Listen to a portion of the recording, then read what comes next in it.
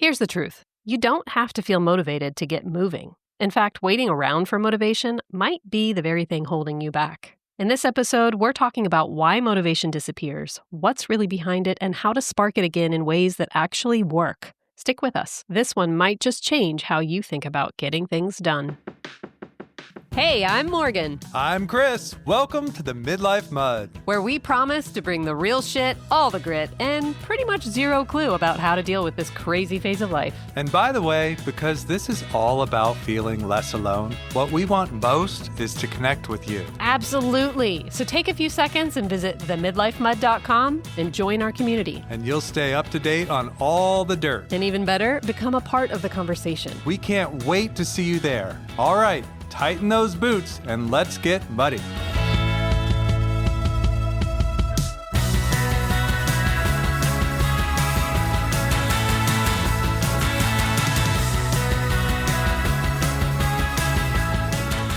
We have been feeling the crunch financially lately, now that a couple of our kids are in private school, as you know. So recently, we've been trying to think of ways to sort of rein it back in, get a handle on things so that we can plan appropriately, and college and all that. One of the things that we decided was we had a cleaning crew that would come in to the house every couple of weeks, which is such a luxury and something that I love, something that was worth doing for a long time. Not so much anymore. So we decided, you know what, the kids are old enough and this is good responsibility for them to learn how to do these things. So I let our cleaners go. Then I thought, okay, how am I going to stay on top of managing cleaning the house? I found this app. Basically what it is you can get it all together in terms of room by room in your house. You can take pictures of each room and then you can divvy up responsibilities. Everybody can join the group. And so I'm like, okay, well, this will be this kid's responsibility and this will be this kid's responsibility. And this can happen every 2 weeks and that can happen every month. And this can be a seasonal thing.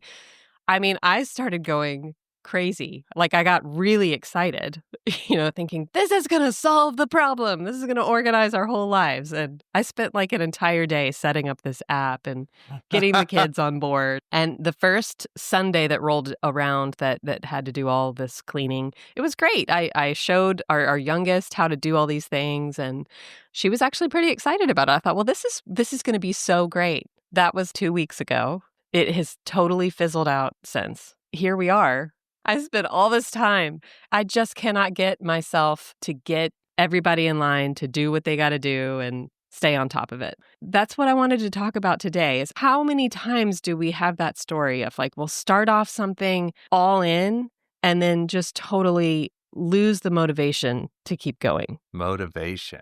We recently went on a vacation and there were a lot of things that were very replenishing about it. It's interesting because I'm not in a phase in my life where I'm super stressed about going back to work and all that stuff. But even so, it affects me more than I think it does. So I generated this whole list of things that I needed to do. And the family had to go back to Connecticut on Sunday. So I was going to have the entire day to myself. They left very early. I'm laying in bed at 6 a.m. and I've got my whole day laid out, starting at the time that they leave. And I'm laying there and I hear the garage door like going up and then I hear it goes down. The car starts and it pulls away. And I felt this moment of bliss like, oh.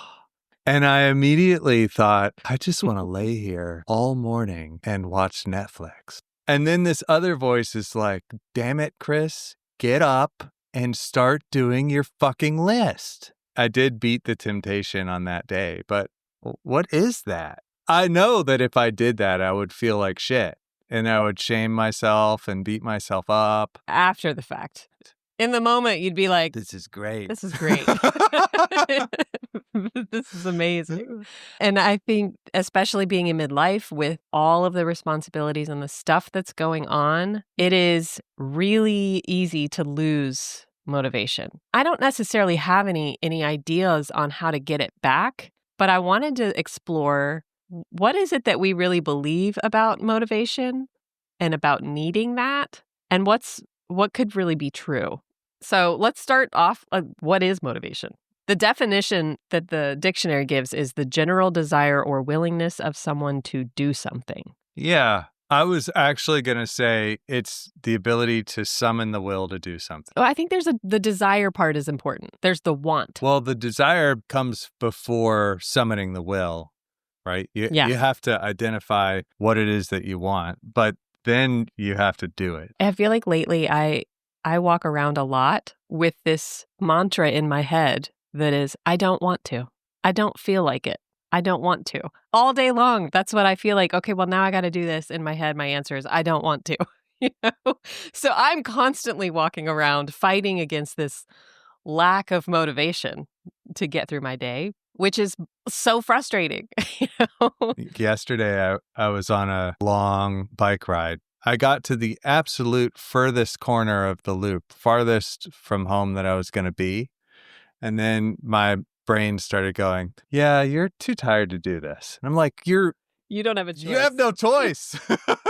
And that's kind of how I just generally feel in life right now is I'm too tired to do this. Yeah. Can I just stay in bed? I think a lot of us find ourselves in this. And there are some common things. Think of like New Year's resolutions, right? A lot of those fizzle out over time. How often have we started a new fitness routine only to just let it fade out? It becomes too much of an effort, or we don't want to squeeze it in.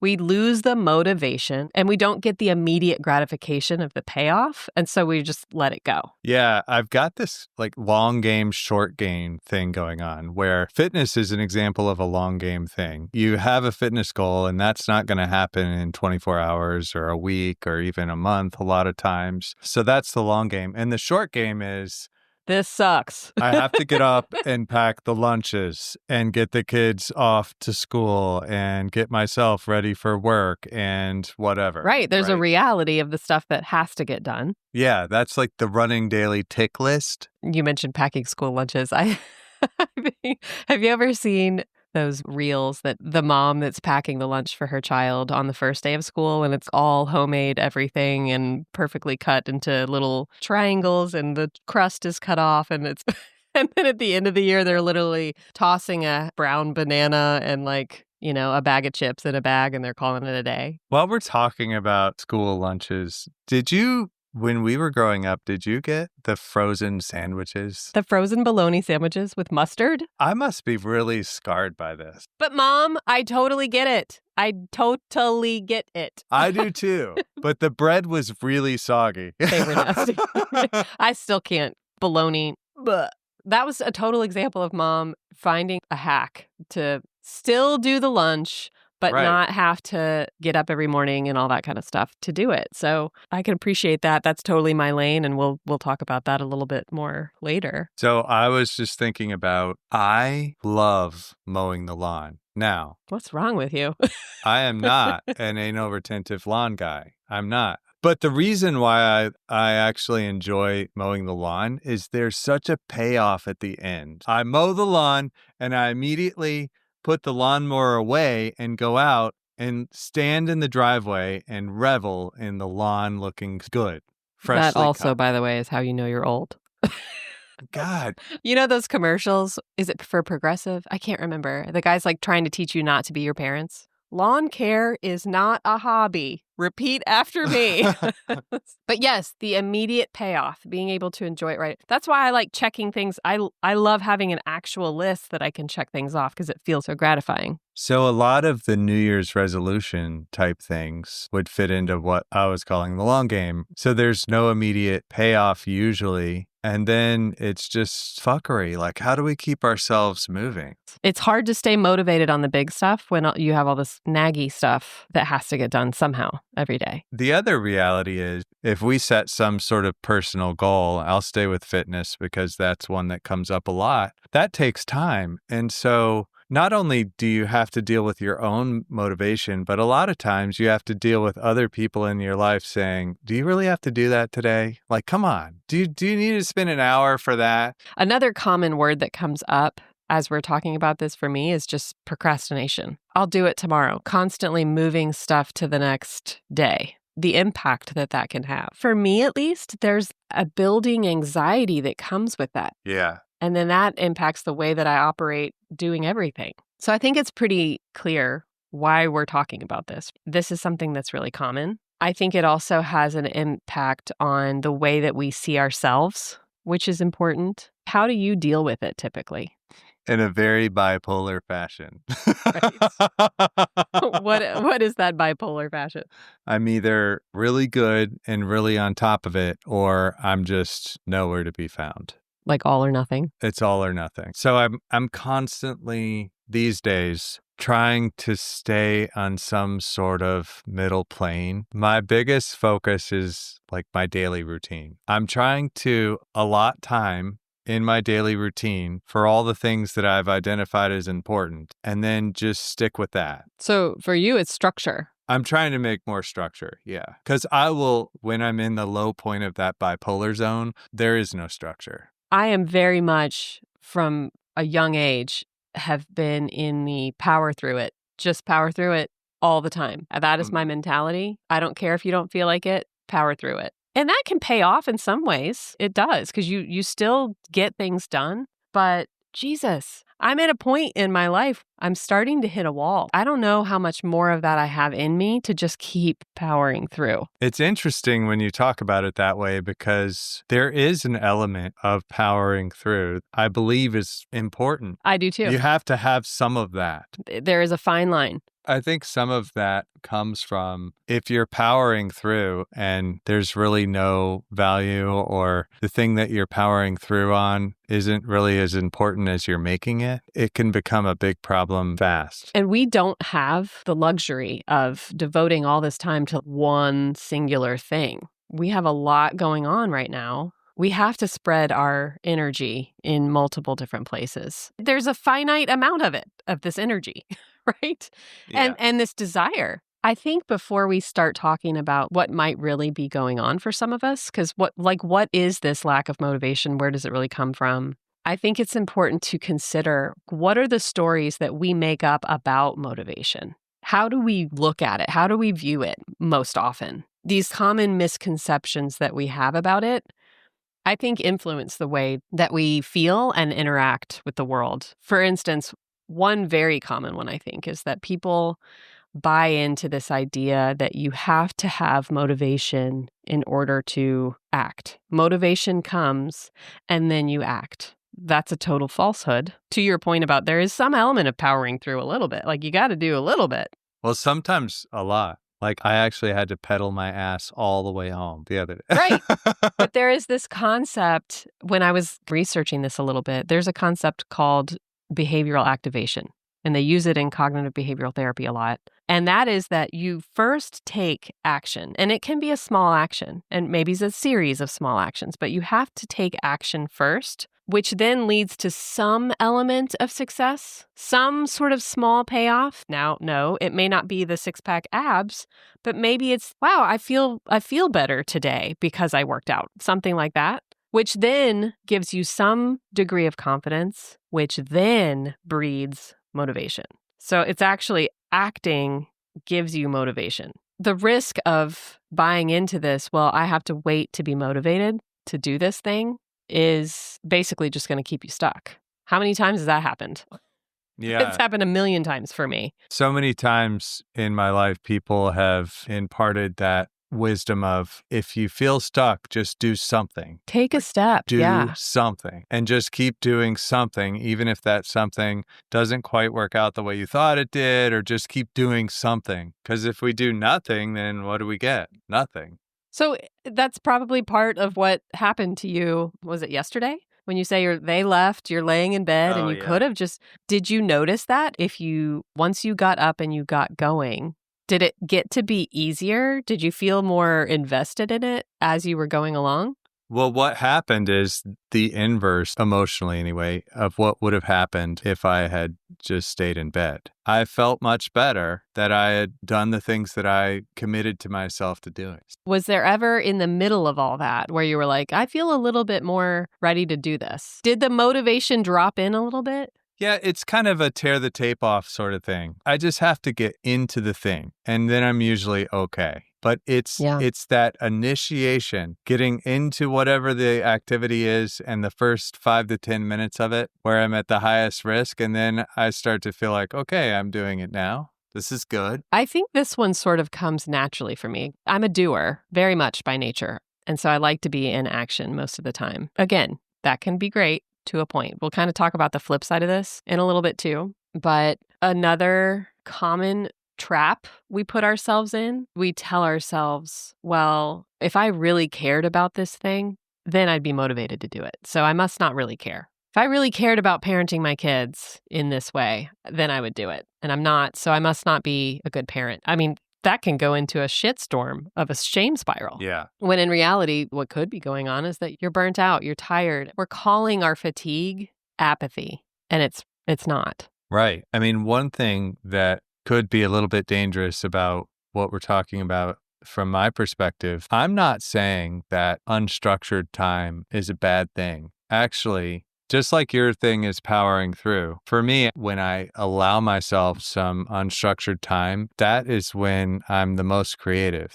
And that can be a great thing as long as I'm managing the other things that I need to manage. But having unstructured time to some degree is critical. Because if I don't have that, I won't think of the next thing. I'll just stay on this burnout track, and that leads to a bad place. Right. You don't have the ability to really think about or consider what it is you do care about and who you are and all of that stuff. And there is a way to structure into your day some unstructured time. That can be part of the structure. Is this block of time is for me to just be. What's another thing that some of us believe about motivation that may not be true?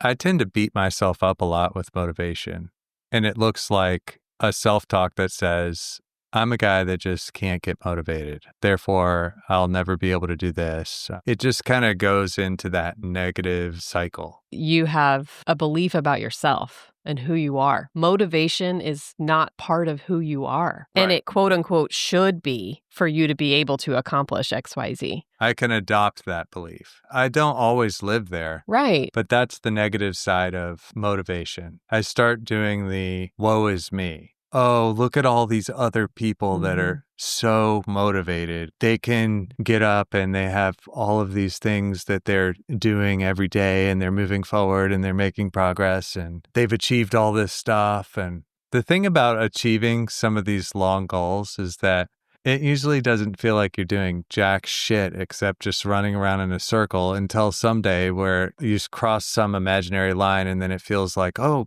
God, look at me. I did this. Think about all those performers, actors or singers who seem to come out of nowhere. You don't know who they are, and then the next day they pop up out of nowhere. And from our vantage point, we're like, whoa, they just had overnight success when they have been grinding away for years and years and years. We may have talked about this on the show. I can't remember, but the Pink Pony Club song. Yes. Have you seen the video of Chapel Roan performing that? She's standing there with a keyboard outside at some outdoor event, like a county fair or something. And there's like 3 people standing there with their heads cocked to the side, like, what is this? And she's just singing it, standing there playing. Yeah. Now it's this crazy hit. It is. So it's easy to look at someone like her and go, motivation is in her bones. It is part of who she is. And I would argue that motivation is not there all the time for any of us. No. It is not a personality trait that we're born with. Some people handle motivation differently. Some people, like me, again, I just power through if I don't have it. Some people don't. So it's how we manage it or the lack thereof that makes a difference. It's a choice. That's what it is for me. You know, we keep talking about powering through, and like you're talking about powering through as it can be a negative. And I could see that. But my experience with powering through is that's what I need to do in order to get to the other side. But that's coming from me, who tends to be more of a pull back person. This is that fine line that we're talking about. It can work for you when you are stuck and you feel like you need to get into motion. Like when you have to get into action sometimes before you're going to feel the motivation. That is a healthy power through. Yeah. The kind of unhealthy power through is I'm going 1,000,000 miles an hour. I am so fixated on getting it done that I forgot the whole reason that I'm doing it. Taking on more than you really need to when it doesn't have the kind of actual value, you're not taking the time to assess that. Right. I've been guilty of that. I don't really know all the time what the fuck I want. I think I do, but I need real experience with a thing before I actually know that I really want it. And so it's a little bit dangerous to just say, yeah, I want to have a $10 million house and then I'm going to be happy. And then grinding your ass off to get to it. And then you're like, well, now what? That's the trap I think we fall into. Low motivation itself happens all the time. It's most often a symptom of something else going on, right? There's something underneath it. It's not that low motivation is like a problem, but there's probably something underneath it that you might want to take a look at. When you're working towards something that really isn't, when you really dig deep, it's not actually important to you. Like it doesn't actually really matter. It looks like it matters to people on the outside. You know, it might be important. When you really stop and think, okay, if no one were actually watching me do this, would I still be doing this? Does this come from inside me, or does this come from what people expect of me, or I imagine people expect of me? Finding a way to be in alignment with what actually matters. It's not an easy thing. We're not brought up to do that in our culture. No. When I interact with young kids now, that's one of the most important things that I try to impart. This becomes even more in our face in today's world because of social media and everybody putting their best foot forward. And so it's so, quote unquote, important what we look like to other people. There's this performance we're all giving. And I think our kids are picking up on that. Right. Well, and that performance and all of that stuff is also bullshit. Oh, it's total bullshit. But, you know, our kids especially are subscribing to it at an age where their brains are still developing, and it's going to be wired into them. I just wonder, like 20, 30 years from now, where are all of them going to be if they're not really in tune with what actually matters to them as an individual, what gifts they actually have in them to give that they're meant to give? I mean, we're all going to miss out. I know we kind of went off on a tangent, but I think it is worth exploring. If you don't feel motivated, stop right there and just examine that for a little hot minute. I was having a conversation with a good friend of mine recently about motivation, and he brought up Rocky 3. Now, Rocky 3 is the one where Rocky fights Mr. T, and he's being trained by Apollo, the guy who fought in 1 and 2, and then they become like best friends. And so all you need to know is here's these two big, strong, muscular guys on a beach. And Apollo, who's the coach, is like, Rocky, what's going on with you? Why aren't you giving it your all? And Rocky's like, oh, get off my back. I'm doing everything I can. And he keeps pushing him and he goes, because I'm afraid. I'm afraid. There, you got it out of me. You happy now? Yes. What are we being fueled by? If it is fear of not being accepted or whatever, there's so much there. Just take a look under the hood. So that's one thing that could be going on. You could be chasing after stuff that actually doesn't fit in alignment with what matters to you. You could also just be burnt out. You could be doing too much. That's a reality too. There have been times in my life where I've had to literally just stop the machine. Just stop. It is important to prioritize rest and replenishment. Yeah. There is this honoring all of the things that gets really important. And it's so easy to just lose track of it all. All of a sudden, I turn around and we're committed 5 nights a week because I wasn't thinking about family time, rest time, and the other things that were important. All of a sudden, that's burnout. Recipe for burnout. Yeah, it's being able to hold the whole picture and making sure that you are building time in to rest. Talking to people that are 20 years older than me, they just validate all this shit. Yeah. Have some people in your life that can actually give you that perspective. It is helpful. I think something that's also really real at this stage in life is just decision fatigue and having a total cognitive overload. We've got 8 billion things going on in our head all day long. That certainly has an impact on motivation. You know? Something that is helpful for me, the way that I tend to manage that is I can sort of compartmentalize things if I can get it out of my head. I'll put it somewhere. If there's a lot that I need to get done, my reminders list on my phone is fucking ridiculous. But as long as I know it's in there and it will pop up when it needs to pop up, I no longer have to keep it in here to operate. And so then I have a lot better ability to focus on what it is I'm doing and find a little natural momentum and motivation. So I think just externalizing a lot of that when you can, even if you just write shit down just to get it out, you know? Yeah, I make lists like that in moments where I feel really stressed that I may forget something, or I have 8 different things that aren't quite related that need to get done or whatever. But it's funny because most of the time I'll write the list and it kind of unclogs me so that I'm not so stressed about remembering it. But usually I don't end up having to go back to the list. Yeah, you're right. It sort of frees up this mental capacity and suddenly it's not. There's another thing about sometimes unprocessed emotion, or in my life, if I get into a scenario that reminds me of something that happened before that wasn't pleasant, then all of a sudden I might start to make excuses or avoid or feel like I can't do it or go in a different direction or whatever. And this one is a hard one. It is, and it's something that I think for someone like me who's very much a doer and a overachiever and we don't have time for emotions. You know, like I don't have time to do that. So it can be really easy to put that over to the side or repress it or whatever and not recognize, God, why are things feeling so hard right now? Why do I feel like my feet are in cement? Right. And sometimes it can be stuff that's actually, you hold that stuff in your body. Some outlet for working through that stuff is important. And one of the things that can be so tricky is that unprocessed emotions don't show up as clean labeled things. No, you've spent all this time shoving them somewhere secret. Yeah. So a lot of times for me, they show up as these vague, like panicky feelings that I can't really identify what the fuck is going on or why.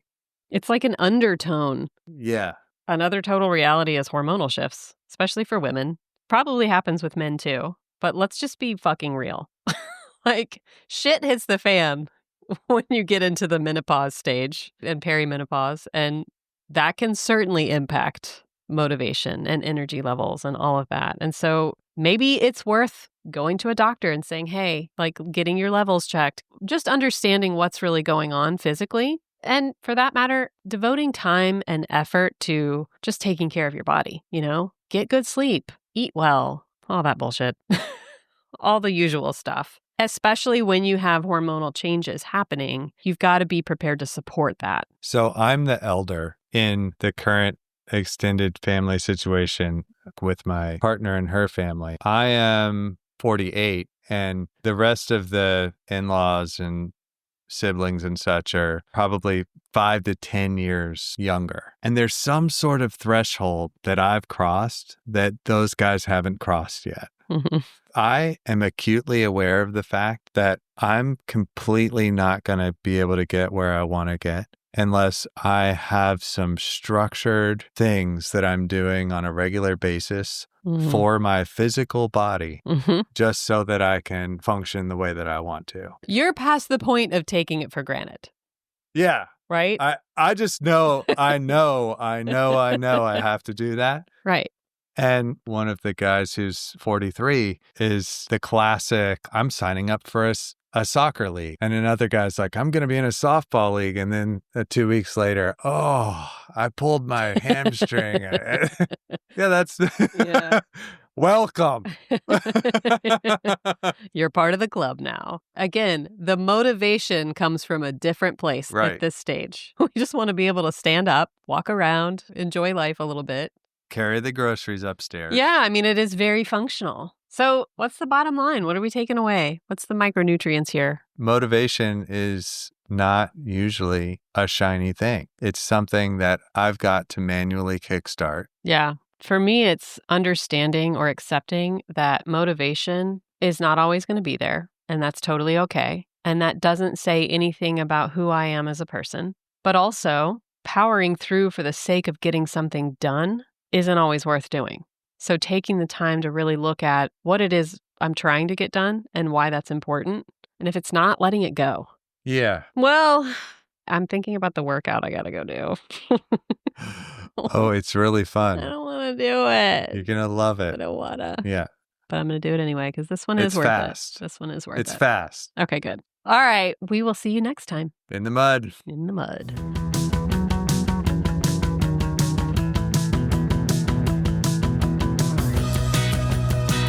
Thanks for being with us in the mud today. If you liked this episode, do us a huge favor and subscribe to the show. This is going to make sure you never miss an episode, and it's going to help us grow our muddy community, which would mean the world to us. See you next time in the mud.